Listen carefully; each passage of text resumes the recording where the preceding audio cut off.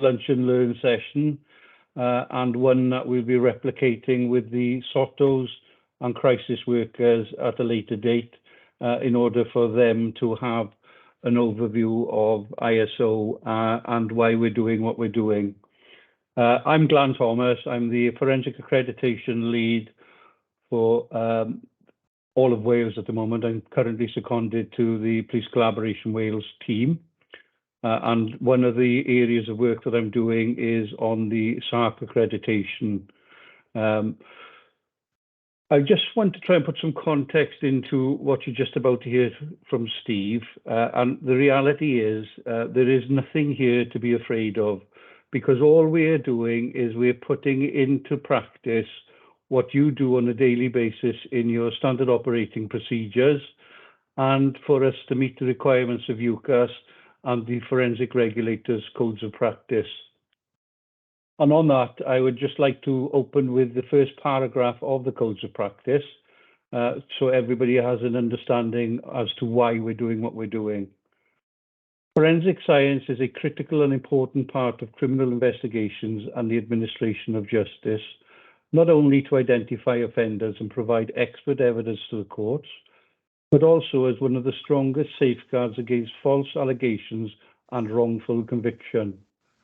Forensic science examinations carry significant risks, and the consequences of a quality failure can be profound, particularly where there is a system rather than an individual failure. The former could lead to the review of hundreds or even thousands of results generated by a flawed technique or method. The aim of the forensic science regulation is to ensure that accurate and reliable scientific evidence is used in criminal investigations, in criminal trials, and to minimize the risk of quality failure. I think that encompasses everything that we are attempting to achieve here as we work to accreditation. And rather than eat into your time, I'd like to hand over to Steve Penhalerick. Steve is a very experienced quality manager. He is also a fingerprint expert who's led in Dyfed Powys for many years, and is the guy to carry on with this conversation. Steve? Thank you, Glan. Good afternoon, everyone. As Glan says, I'm a quality manager. I'm currently seconded to the All Wales team. My background is in police forensics, so I was the quality manager in Dyfed Powys Police, and we've been through this process many times with lots of our different departments within scientific support, our DNA clean rooms, the fingerprint bureau, our chemical examination labs, digital forensics. They've all been through accreditation. So I'm no expert in the forensic medical examination, so I'll put my hand up there now. But what I do know about is the actual standards and the requirements from UCAS's perspective. UCAS is the United Kingdom Accreditation Service. They're the people we deal with when we're going through this process. So my presentation today, hopefully it won't be too heavy. There's about 15 slides. We think it might take about half an hour to run through, but we'll be a bit flexible on that. What I'm going to do, I'm going to share my screen to show the PowerPoint presentation. Once I share my screen, I actually lose the Teams screen. So I'm going to feel like I'm talking to myself, I think, unfortunately, which might be a bit off-putting. But I'm going to run through things. As I get to the end of each slide, I just pause for a second, and perhaps if Glan or someone wants to come in to add any extra context, anyone from our team wants to add anything that I might have missed, that's fine. What we're suggesting is that if we get into questions in the middle of the presentation, we fear we might get a bit bogged down on it. So the suggestion is that if you've got any questions, any burning questions that come up as we go into the presentation, just put them into the message, field there. And then we've got a good 20 minutes, half an hour at the end of the session to take any questions and give you the opportunity to ask questions. So anything that you've put in the messaging bar, we can have a look at those. Perhaps if Glan can keep an eye on the message bar as well. If anything burning comes up as I'm going through the presentation, then perhaps we can take those if need be. Otherwise, we will take them at the end. Was your hand going up there, Glan? No, you're okay. There we are. There. So before I start, just a bit of background to what we've been up to date. So there's a lot of work already gone on over the last couple of years. There's been a team working on this regionally for about 2 years now. So there's a lot of good groundwork being done. We've been working mainly with the crisis worker teams up till now, putting SOPs and working practices in place with the crisis worker teams. And the next step really is to engage a bit more with the FMEs, and this is possibly a first start. We've already had some meetings with some of the regional FMEs. This is a start now to spreading the word a little bit wider. We've also been working very closely with the Forensic Capability Network, the FCN, and I know Michelle Gaskill is on the call today. I haven't primed her to get involved at all, but possibly at the end, if there's some questions, there may be some questions Michelle may be able to answer that perhaps we can't. So it's good that she's on the call. Welcome, Michelle. Thanks for coming in. I've set you up for something now, haven't I? There we are. Right, I'll just share my screen and I'll start running through the presentation.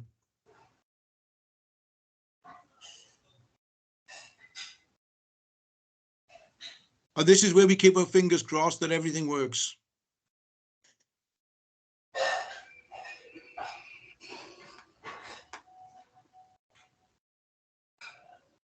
There we are. So I got a screen in the middle of it, but there we are. So the accreditation we're looking at is ISO 15189 sexual assault referral centres. So we just started the presentation. As I said, there's quite a bit of background work gone on already, but the reason for the accreditation, there's been a lot of high-profile cases in the news over the many years. Wrong convictions, miscarriages of justice, quite a few very, very high profile. And some of those have, unfortunately, have involved forensic science. So about 10 years ago, the first forensic science regulator was appointed. The first regulator was a man called Andrew Renison. He was a ex-senior police officer, and he was the first regulator, and he brought in a first codes of practice and conduct for forensic science. And the idea was that all forensic services would abide by that code of practice, and then standards would improve over time and the risk of miscarriages would lessen. We're now actually on our third regulator. The second regulator was Jill Tully, who was a DNA expert. And now we have Gary Pugh. He's a former forensic scientist. And he's actually the last 10 or 15 years been working within our field, within police forensics, but he's now appointed as the regulator. Up until now, the codes of practice have been purely guidance, but I'm sure you're all aware that the regulator is, well, he's been granted statutory powers, and there will be a new codes of practice coming out very, very soon. And then the regulator will have real teeth to take action. And if we're not compliant with the standards, the regulator will be able to take action and even shut laboratories and, shut units down if need be. So, there's no two ways about it. We have to comply with the requirements. So within the codes of practice, and we're currently on version 7, is a requirement for forensic science to gain accreditation. Just move on to the next slide. So this is the current codes of practice. We're currently on version 7. The new statutory code version 8, they're expecting out April, May time. So there will be a new version out soon, but we're currently on issue number 7. At an important point that a lot of people don't realise, in terms of accreditation, we're going to speak about the standard, the ISO standard we have to be accredited to. We also have to be accredited to the codes themselves. Not everyone realises that. So the regulators' codes of practice, we have to be accredited to those. And in all honesty, there is more detail and more things to trip us up in the codes of practice than there is in the standard itself. So there's an awful lot in the codes of practice that we also have to comply with. So this is what it says in the current codes of practice. That sets out that the SARC's forensic medical examination needs to be accredited by October 2023. That is the current guideline. You can see on the right-hand side, there were some stepping stones that we were to put in place in the build-up to October 2023. Hand on heart, we haven't completed all those steps, but what we have done is we've been working on this within our region for the last 2 years. There's been a team working on it before my time, and a lot of good work has been done. And although we might not have met all the steps that we should have, we're certainly well on our way to, to what needs to be put in place for the deadline of October 2023. But you'll all be aware that is literally just around the corner. So there is an awful lot of work to do in time to meet that deadline. I'm going to move on to the next slide. So this is the ISO standard. The regulator says we need to be accredited to ISO 15189, and we're currently on the 2022 version, which came out last year, obviously. So there's quite a new version of the ISO standard. So that is the requirement for quality and competence in medical laboratories, but that is for general medical laboratories, okay? So I haven't put it on these slides, but there is an additional document called the ILAC G19, which puts a bit more detail, and it basically sets out how the standard fits for forensic medical laboratories. So 15189 is for general medical laboratories, but there's an additional document which adds more meat on the bone for forensic medical laboratories. So we have to be mindful of that document as well.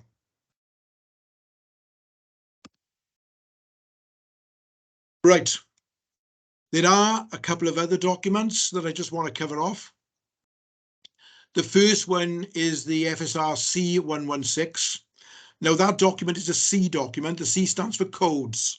So C116 is codes 116. That is an annex. That's an annex to the codes. So that is an annex which sets out the specifics for sexual assault examinations. So we have to be compliant with the codes, the full codes. We also have to be compliant with this annex. Every area of forensic science has got its own annex. So there's one for fingerprints, one for footwear, one for digital forensics, and there's one set there for sexual assault examination. So there's a lot of additional detail in this document specific to the SARCs and the examinations, and we have to be fully compliant with that document. The two additional documents there then are G documents. They are guidance documents. So the G212 is guidance for the collection of the evidence. And the G207, that is guidance on anti-contamination and keeping our facilities clean. So although those are guidance documents, when UCAS come and assess us, they will expect us to be compliant with those documents. We could get away with arguing a point on those to some extent because they're guidance documents. With the codes document, the C116, there'll be no argument on that at all. But generally, UCAS will expect us to be fully compliant with all these documents. So before I move on, you can see there's a whole raft of policies that we have to be compliant with.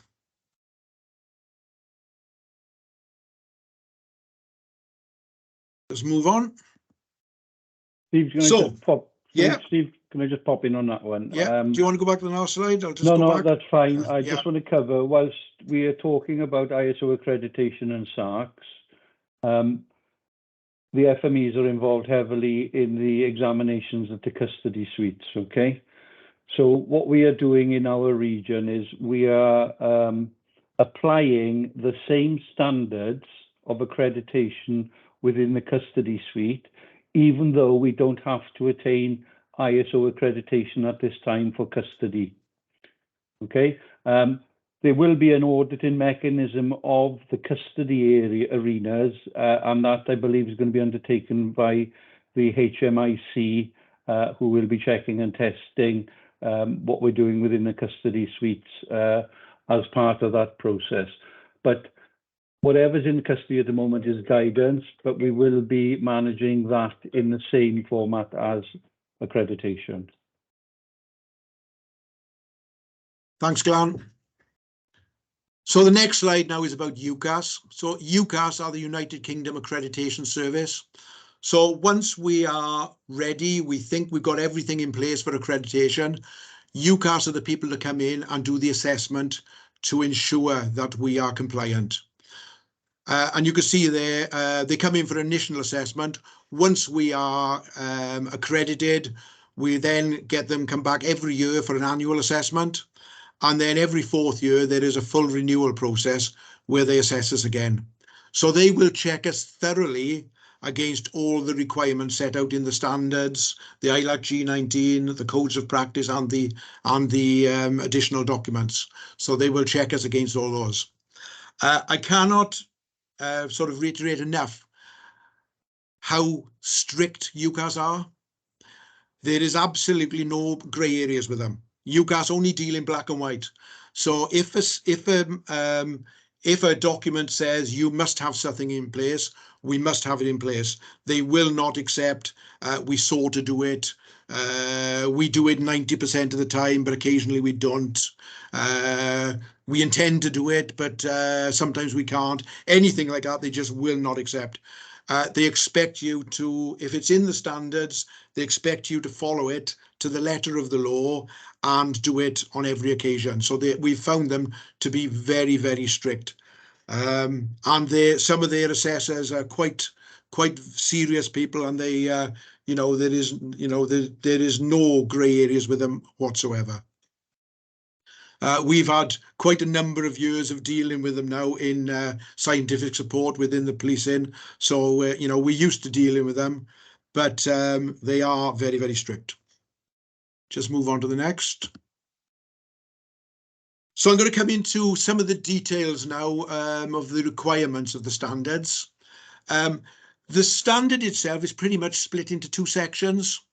There is a quality management side and there is a technical side. So the quality management system sits above. It is, it is the management processes, if you like. It's, who runs the system, who oversees it, what do our documents look like, how do we audit it, that kind of stuff. So it's the overall management of it. This side of the system shouldn't concern FMEs too much, to be honest. However, in time, once we're accredited, you will all have to be compliant with it. So I think there definitely will, further down the line, there will need to be some awareness training sessions of the quality management system itself, what that means for the FMEs and how you interact with it. But that is something for a bit further down the line. But that quality management system sits above, really.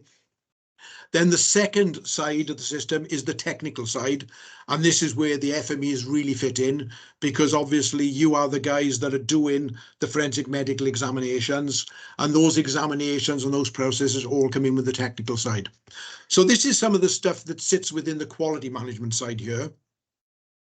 The standard says you have to have a single nominated person with overall responsibility, and we've got a joined up process here with 3 police forces, 2 external providers. So we got a multi-agency approach here. So the standard says there has to be one single legal entity with overarching responsibility for the whole setup.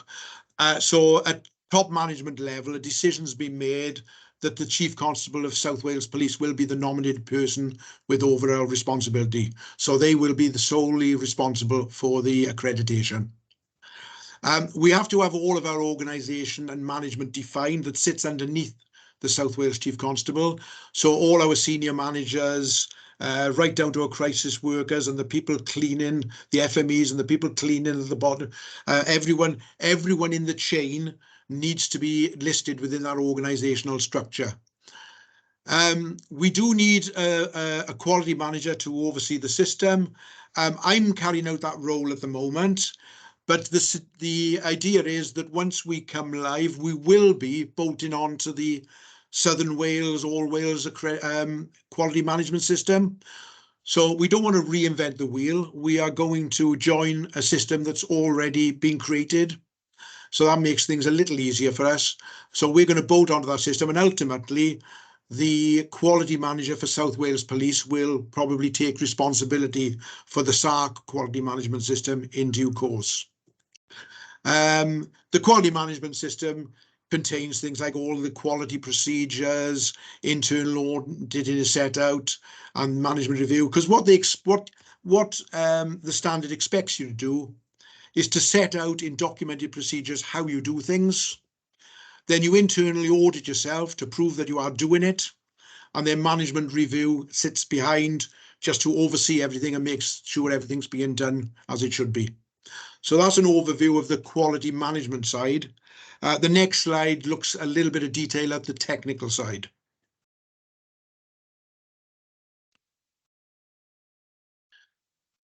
So this is an overview of some of the main technical requirements. We have to have the accommodation fit for purpose. So there has already been a lot of work done on the SARCs.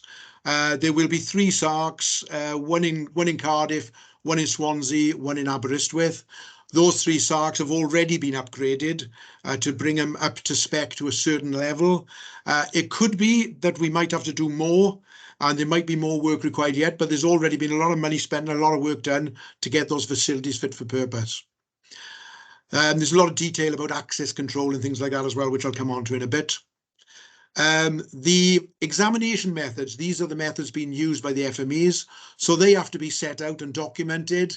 I'm going to cover this in a bit of detail further on, but we will, to a great extent, be following the FFLM documents. So, we'll be guided. The detail of your examination is set out for the Faculty of Forensic and Legal Medicine. So you should all be aware of those processes and procedures now. And we're not looking to reinvent the wheel there. We are looking to use those procedures. We have to keep the facilities clean. So there's a lot on DNA anti-contamination. Our consumables and any PPE used need to be DNA grade. So there's some detail on that. And there's an awful lot on training and competence, which I think will be very relevant to the FMEs. So I'm going to cover that in a bit more detail as we go through these slides.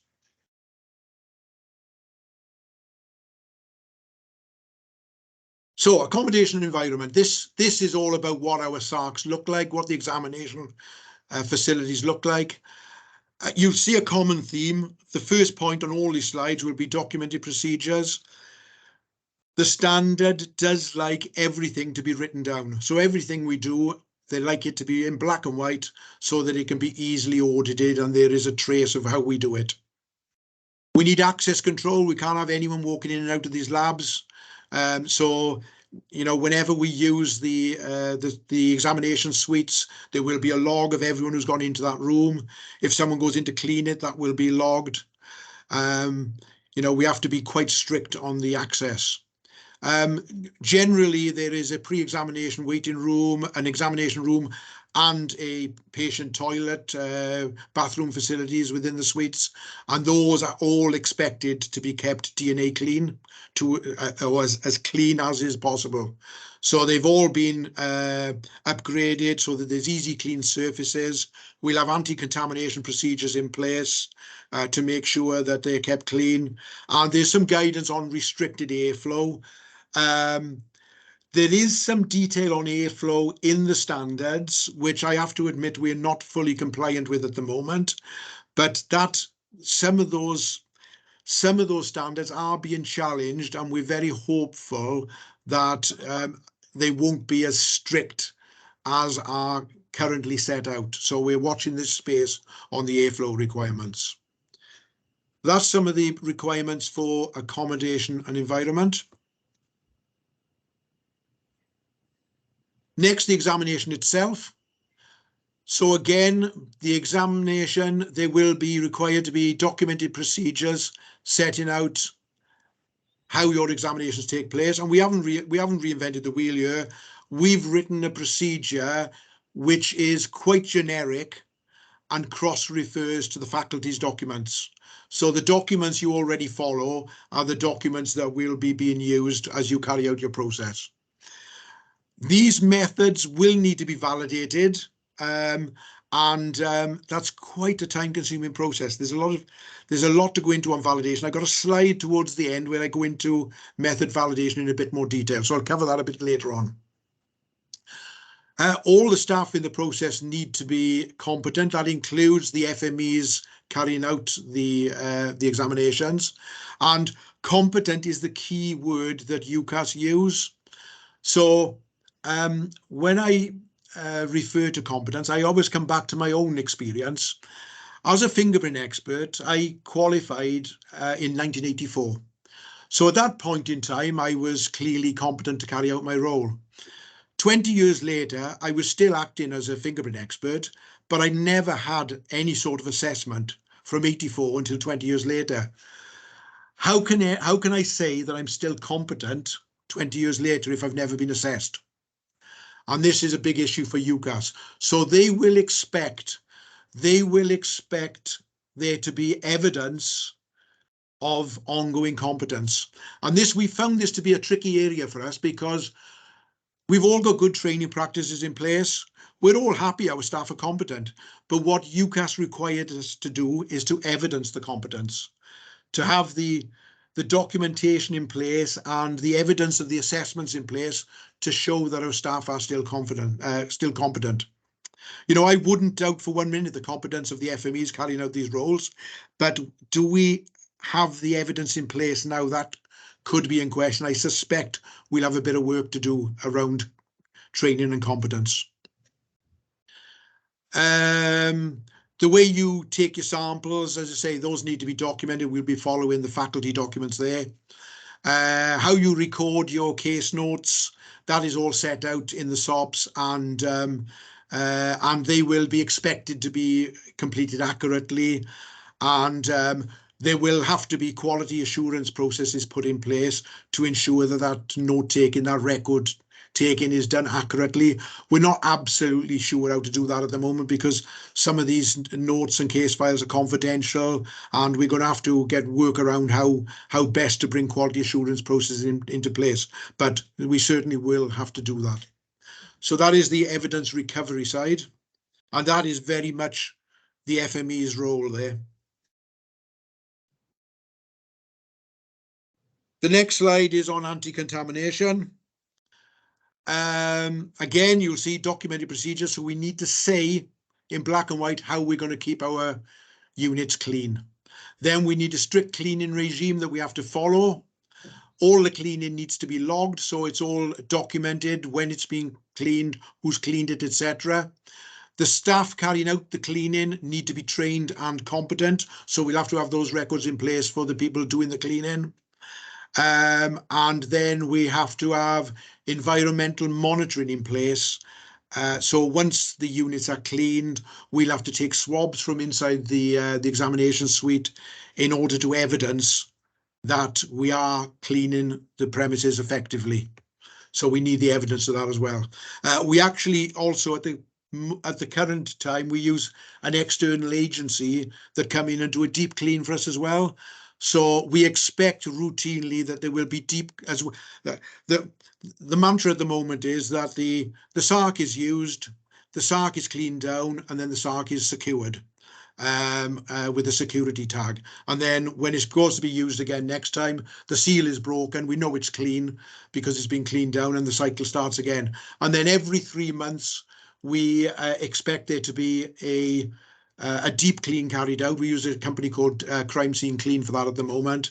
It may be that cleaning is done a bit more regularly. You know, in a busy SARC like Cardiff, it may be that we have to do it more than 3 months, but we think a minimum of every 3 months. So that's, you know, some of the anti-contamination processes that we're going to have in place. Just to come in on that, Steve, yeah. Just for going back to the environmental monitoring, when we come to the deep clean stage, just for everybody to be aware, there are set practices for that, which are detailed in the environmental monitoring SOP, and the swabs taken at that time are actually sent away to a forensic service provider to analyse to see whether there are any contamination issues, and those results are fed back to the force, and it's okay to carry on if they're clear. If they're not clear, then we've got to lock down again and undertake a further deep clean and resubmit. Such is the stringent measures that are in place for this. Thanks, Glenn. Training and competence. So I've covered a bit of this already. UCAS is very, very big on training records, and when they've come to us previously and assessed us, they have gone through all our training records with a fine-tooth comb. You know, they look at everyone. They expect there to be a training record of all the training that's been received over the years. They expect there to be evidence of current competence in there, so they like everyone to be signed off by a supervisor or a manager to show that they're competent, and details of the assessment they've undergone. And they expect that competence to be renewed on a regular basis. So what we tend to do traditionally is we at least once a year get a refresh of the competence and make sure that everyone has got evidence of competence in their records, and sign those people off to evidence their ongoing competence. And that is right across the board. Evidence of competence will need to be in place for people doing cleaning, crisis workers, the medical examiners, police officers involved in the process. Anyone in the process, they will expect to see training and competence records for.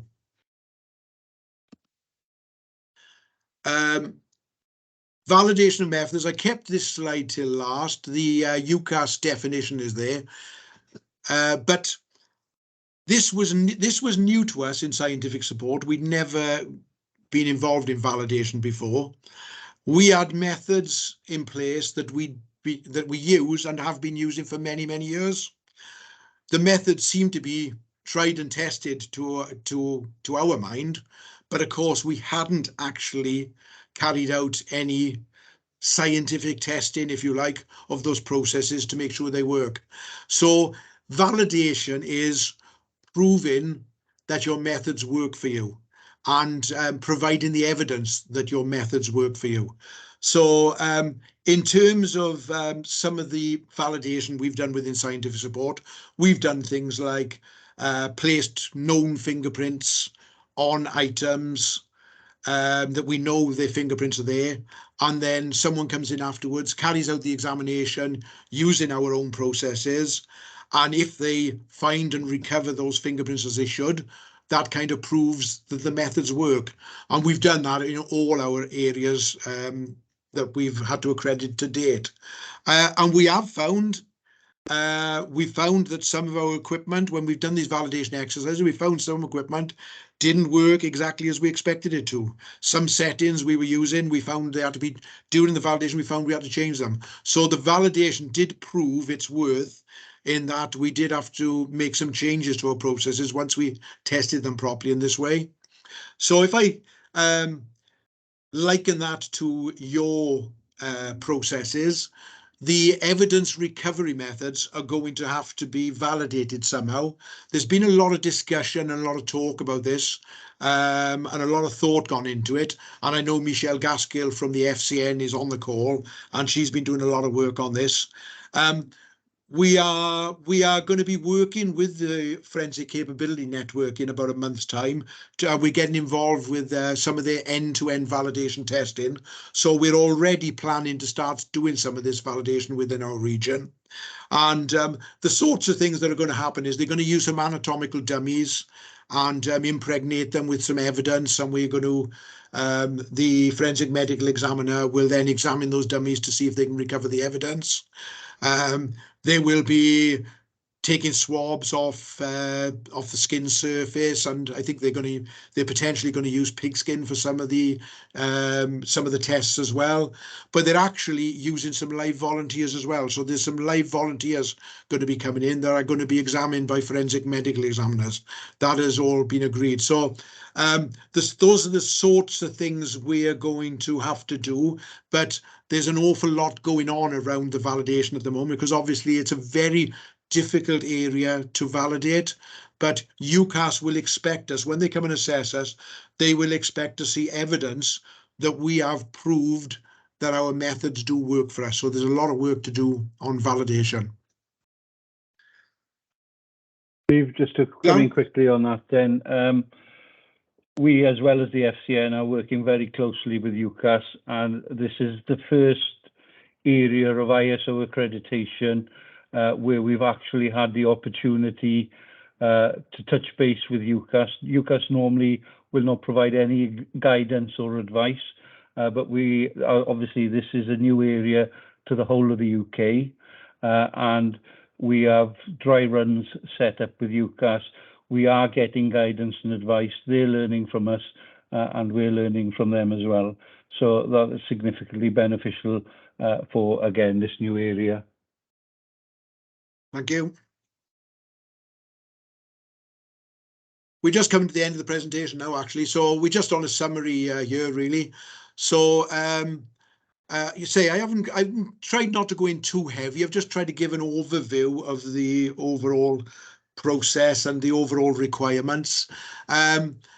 Those requirements are set, as I said, in the FSR codes of practice.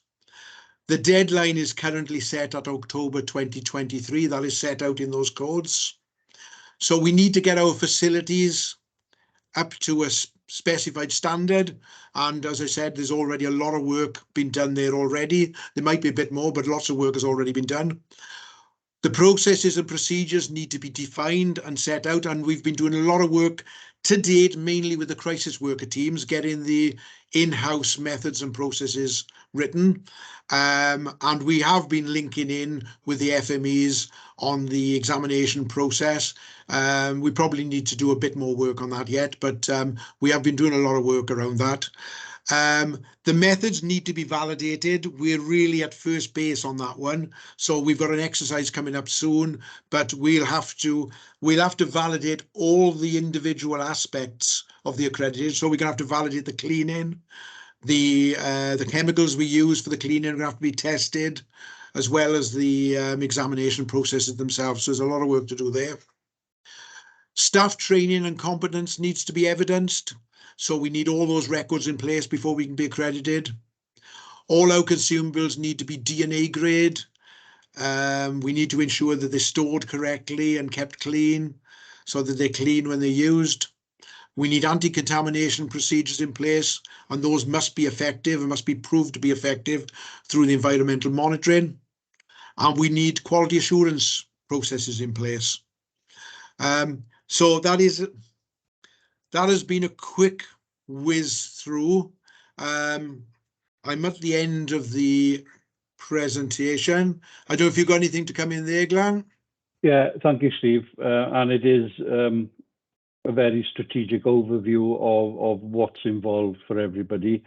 Before I go to any questions, if you could raise your hand and we'll address those. Michelle, at this point, I'd like to bring you in. Is there anything that you have to add? Yeah, that was a fantastic presentation. I think you've covered it is complicated, and you've made it very straightforward and explained all the aspects of it. So no, nothing to add from me. Thank you. Thank you. Thank you.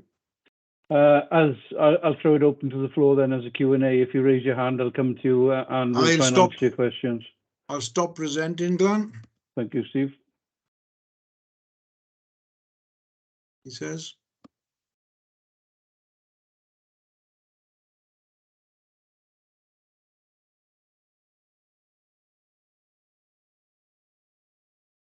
Brilliant. Yeah. Thanks, Steve. We're back on the main screen, I hope. Thank you. Okay, Mr. Garley. Can you hear me all right? Loud and clear, sir. Yeah, thank you very much. It's very comprehensive and clear presentation. Can I just touch on the issue about the validation or competence, as you put it, of the FMEs? What do you think that will require?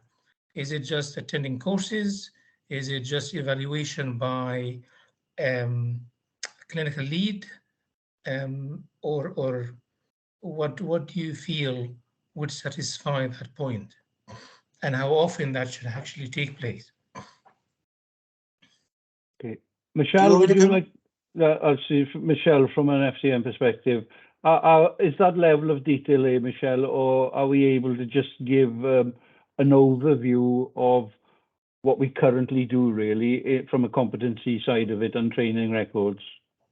Yeah, so essentially what we'll be advising is what we're doing in other areas of forensics, where it's as long as you're trained in the process and you've got evidence to demonstrate that you've had adequate training, and then you have routine competency assessments, which, depending on the process, if it's a high risk process, that competency assessment is usually done much more routinely, so it's, say, like every 6 months.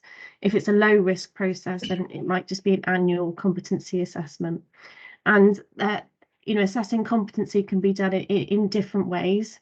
It can be through like peer review, and it can be from you carrying out the process and being almost audited, watched during the process, or doing the testing and then analysing the results and seeing and checking that they match. So it can be done in a series of ways. But yes, it would be, as Glenn, as you said, it would be in line with what we do with other forensics. Does that answer your question, sir? Yeah, I mean, I think it needs to be really kind of thought through and structured, because I mean, I'm a gynecologist by training. I'm a fellow of the Royal College of Obstetricians and Gynecologists. I'm a trained colposcopist. I've been doing SARC for the last 20 years. So these skills is maintained and evolving. I actually give expert opinion in cases. Yeah. So I just cannot see the mechanics of kind of adding to that, if you know what I mean, apart from collating the you know, the record that I've examined, for example, you know, 50 cases per year. I've given expert opinion in X, Y, Z. But once you train colposcopist and you're skilled in it, that skill remain there, provided that you maintain it.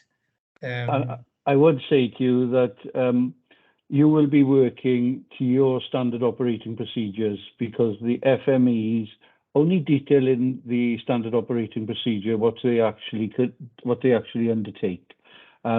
Everything that you do on a regular basis contributes towards competency. Okay, exactly. So it's from what you do, from taking the initial intimate swab to packaging to continuity from the SARC to the submissions department to the lab, and the results from those swabs that highlight whatever results they do, but no contamination issues, shows that your practices are fit for purpose. Where you give expert opinion and everything else, what I would be suggesting at this point is within your training record, everything as you do, any CPD or anything else, is included in your training record, because that all contributes to this in the future. So it's very much like, you know, I work closely with home office pathologists. Pathologists will undertake a PM. The pathologist report will be peer reviewed by another pathologist and signed off as fit for purpose. So that's the kind of thing I expect this, the direction I expect this to go. Yeah. No, absolutely. And I think the mechanism of peer review, it's in place at present, where some of the notes are randomly kind of collated and examined and feedback is given. But what UCAS would be looking for, they wouldn't be expecting somebody like me who's totally unprofessional in your field to do a peer review. It has to be like for like. Exactly, like clinical lead or colleagues. And yes. Yeah. So I wouldn't get too hung up on it. You're already doing it. We just need to document it and make sure that it meets everything that we need to do moving forward. Wonderful. Thanks very much for that. Thank you. That clarified. Catherine? Yeah, I've just popped the FFLM quality standards document in there, because that's sort of got the in the chat, that's got it sort of set out really. Basically, if you're already part of, you know, active CPD revalidation process, all the rest of it, and then the specifics with respect to doing sexual defence medicine work is to say the peer review, doing a FFLM approved course every 3 years. So you know, the specific things that you say you're already doing, but maybe it's just adding in those sort of SARC specific parts to make sure that that is evidenced. Thank you, Catherine. Michelle? Exactly what you both just said. You know, we're really fortunate in this world that the doctors, the nurses, you're already following the FFLM, you know, competencies. It's already in place. For the majority of it, it's just a case of having it in the procedure that when you do that peer review does happen, that is classed as your kind of competency assessment. But yeah, majority of it is already in place. Okay, I've got a couple of hands still up, Mr. Gahani and Catherine. Are they old hands or have you got? Okay. Am I missing any hands?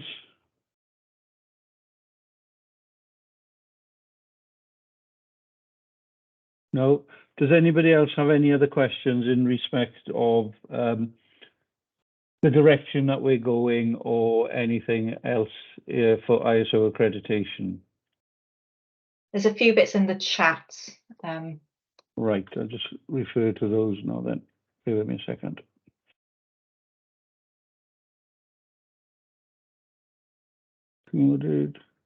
I've added in there that we'll send a copy of the slides out to everybody who's attended after this so that you've got that copy. Could the procedure documents referred to be shared in the guidance around competency assessment? See what we got on competency assessment. Well, the documents that we've been referring to, we can share. I'm not sure about the ISO standard. We won't be able to share that because that's a copyrighted document, Glenn.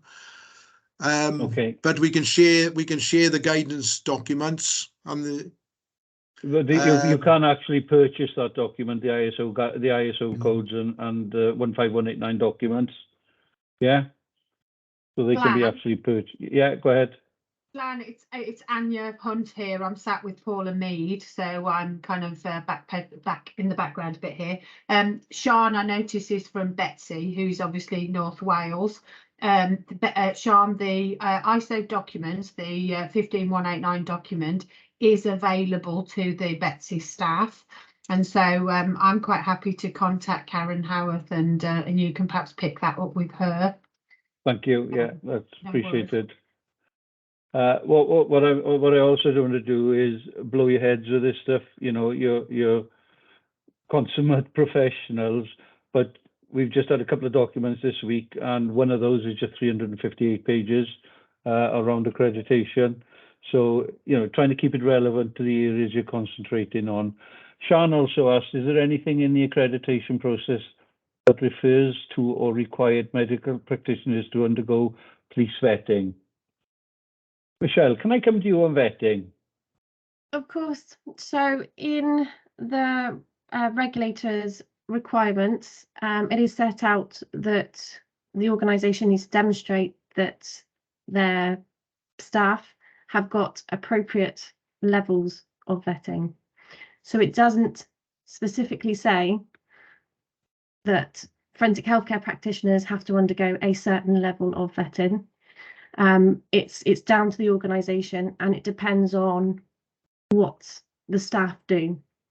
So, for example, the medical staff, and possibly in some organisations the crisis workers as well, you know details of a criminal case.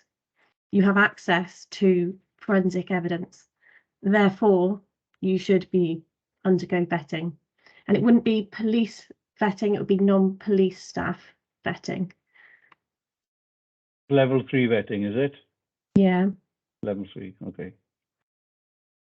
Yeah, but whether it's crisis workers are required to or not, it depends on what the crisis workers have access to. But certainly the medical professionals, yes.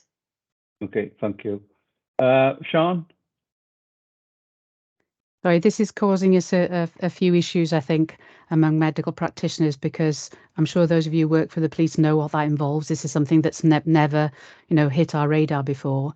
And I just wonder how much flexibility there is, because I think some people are actually really uncomfortable answering some of the questions that are on police vetting, and we just think it's maybe not quite proportionate to what we actually do, because I'm really conscious we're a very, very small important part of this process, and when you say we have access to stuff, our access is pretty limited. It's no different from pretty much most of the rest of the work we do around child protection. You know, we have a lot of sensitive information that we get shared with, and you know, as I say, there are processes certainly within health boards to make sure that, you know, we are scrutinized, shall we say, you know, and if we don't look after information, you know, we would be in big trouble, not just with the police, but with, you know, even people like the GMC. So I just wonder if any thought has gone into this, or whether there's been any further exploration as to, you know, what level and how much what's the word I'm looking for? Not flexibility exactly, but, you know, appropriateness really. So thank you, I appreciate it. Good. What I would say, Sian, at this point is I don't have an answer to your question, okay? But the reality is there are things, and, you know, confidentiality in the medical world is significant. And it may be a case that we can evidence it in some other way, but, and there is a but there, you're not on police systems, you're not looking at intelligence. The thing is, if you walk into a police station and you're in that police station and you pick up a conversation around intelligence of offenders and everything else, then vetting is a must-have, okay? You're not in that environment, you're not linked to police systems or anything else on an IT structure. So I think that is one that it needs to be further exploration on, not one that I can control the outcome on, I'm afraid. But yes, I fully agree with you. Okay, anybody else with any questions? I can't see any hands up.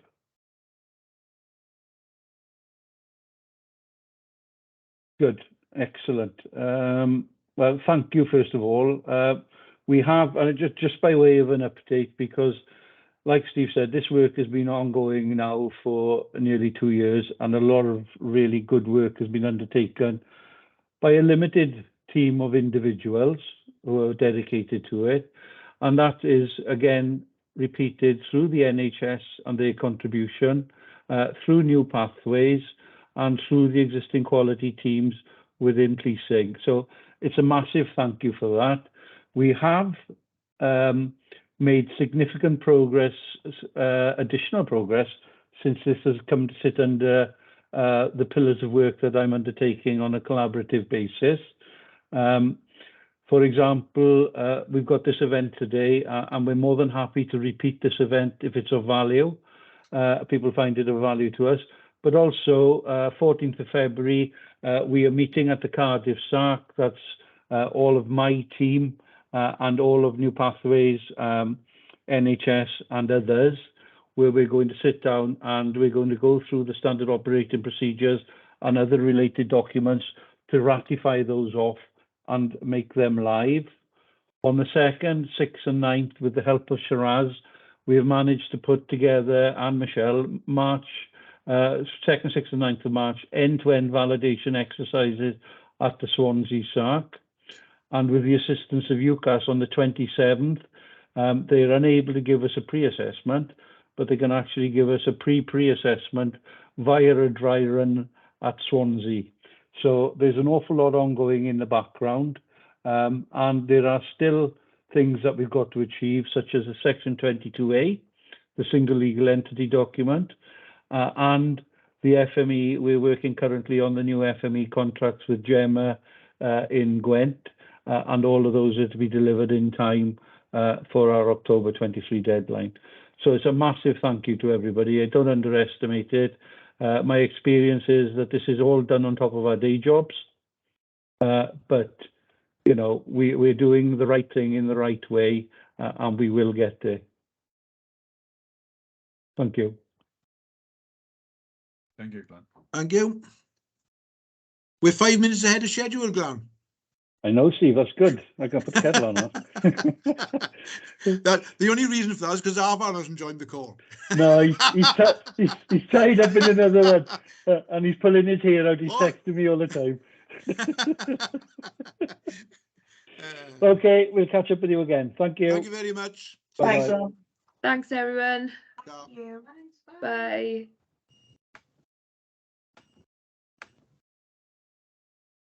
Thank you, everybody.